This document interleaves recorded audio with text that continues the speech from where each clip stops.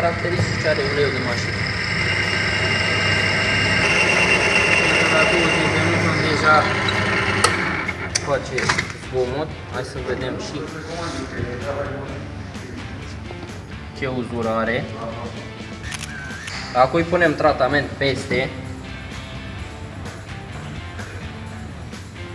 Bun.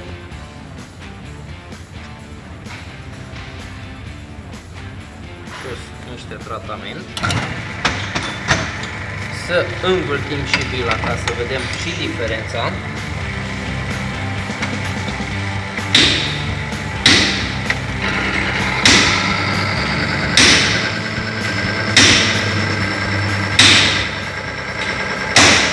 La 20 de minute, cum am făcut și mai devreme la 5 bolță. Deja vedem că sunetul e altul și nu mai scoate nici fum. Ceea ce o să punem același tratament și în motor la mașină. Bun. Hai să vedem și uzura care o are. Și uzura, diferența de uzură după ce am pus tratamentul. Și acum o să punem și în motor același tratament.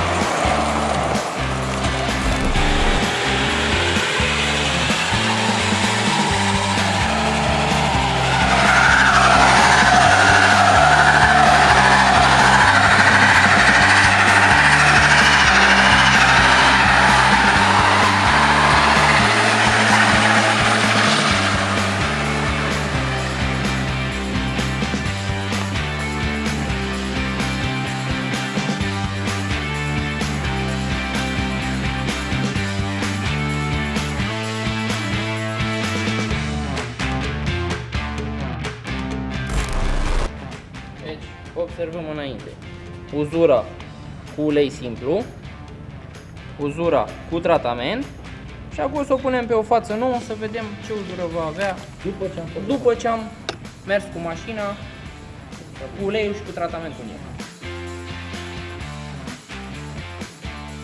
Bun. Aceasta e urma și uzura care o avem. Gata, Varuseanu. Am aici mai convins.